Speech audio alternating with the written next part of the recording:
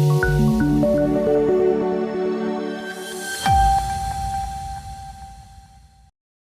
પ્રવૃત્તિ કરનાર જયરામ સેવાની દ્વારા જરૂરિયાતમંદોને માતા વૈષ્ણો દેવીના દર્શન તેમજ અનેક બીજી જગ્યાઓ પર વડોદરા શહેરના પ્રતાપનગર રેલવે સ્ટેશન ખાતેથી રવાના કરાયા।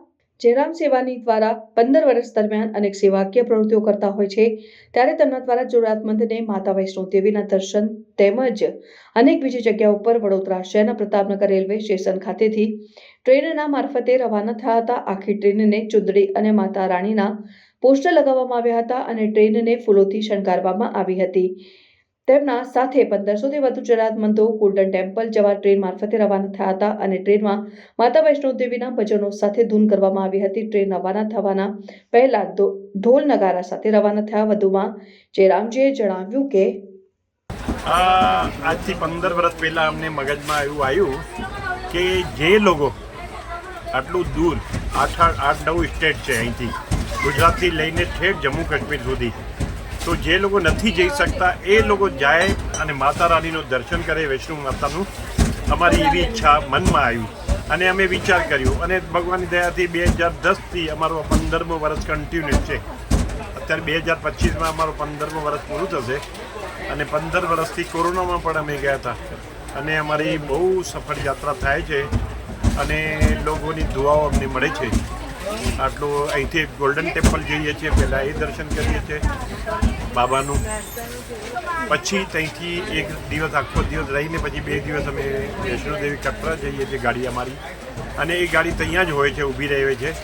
અમારા અંદર સામાન બધા પડ્યા હોય, અમારા રસોઈયા અંદર બેઠા હોય, અમને કોઈ એની ચિંતા નહીં અને બધું વ્યવસ્થિત રીતે મેં 2 દિવસ અહીંયા ફરીને દર્શનો કરીને જે લોકોને હજુ પેલો શિવકોડી છે અને બીજું પટની ટોપ છે, જેને જઈ જવું હોય તો અમારી કોઈ ના નથી, એ પોતાના ખર્ચે જવું પડે, બાજુમાં જ છે, એનું પણ લોકો લાભ લે છે। અને પટની ટોપમાં તો અત્યારે ફૂલ બરફ ને એવું સ્નો પણ હોય છે અને દર વખતે અમને જુદું જુદું અનુભવ થાય છે, પણ દર્શન તો અમારા માતાની મહેરબાનીથી એટલા સારા થાય છે જેની કોઈ કહેવાનું રહેતું નથી, એટલા સરસ દર્શન થાય છે।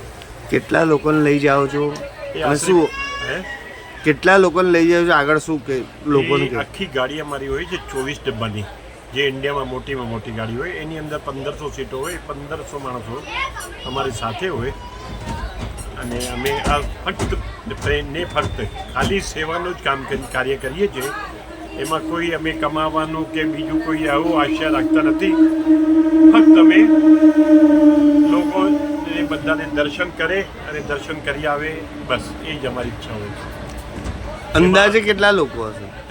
અંદાજે કેટલા લોકો? અંદાજે 1500 કીધા ને, 1500 આખી ગાડી ફૂલ હોય છે। કોઈ અત્યાર સુધીમાં કોઈ દિવસે એક સીટ ખાલી અમારી નથી ગઈ અને અમારી સાથે આવા પ્રેમીઓ પણ આવે છે, અમારા જે ચશુના તકલીફવાળા છે અને એવા ઘણા પણ એવા અમારી સાથે હોય છે। બીજું લોકોને શું કહેવા માંગશો? લોકલિટીમાં હું તો સિંધી છું, પણ અમે નાત જાતના ભેદભાવ વગર અને કોઈ પણ આવી શકે છે અને અમારે મેક્ઝિમમ અમારા સિંધીઓ કરતાં વધારે ગુજરાતી, મહારાષ્ટ્રીયન એ બધા હોય છે। આપનો પરિચય? મારું નામ જયરામભાઈ શેવાની છે અને વડોદરામાં અલકાપુરીમાં રહું છું।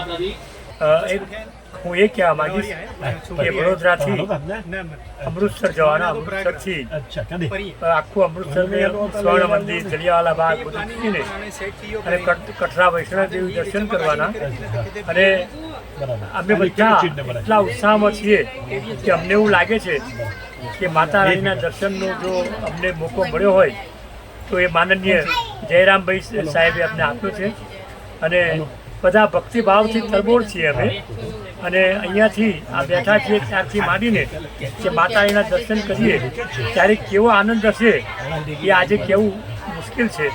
સ્વર્ગ જેવો આનંદ મળે અમને મળશે। હું તમને એક જ વસ્તુ કહેવા માંગુ છું, આજે આટલા બહુ મોટી સંખ્યામાં આજે માતા રાણીનું દર્શન કરવા માટે લોકો જઈ રહ્યા છે। હાજી, તો તમે શું કહેવા માંગશો? હું એમ કહેવા માગું છું કે આ લોકો જે ભાવથી દર્શન કરવા જઈ રહ્યા છે અને આયોજકોએ કોઈ પણ જાતનો ભેદભાવ નથી રાખ્યો. બસ કેવળ એક જ માના દર્શન, આ જ ધર્મ. તો આવા ભાવથી જ્યારે આટલા બધા લોકો જઈ રહ્યા ત્યારે હું એવું કહેવા માગીશ કે ખરેખર વિવિધતામાં એકતા જો હોય તો આ આયોજનમાં છે.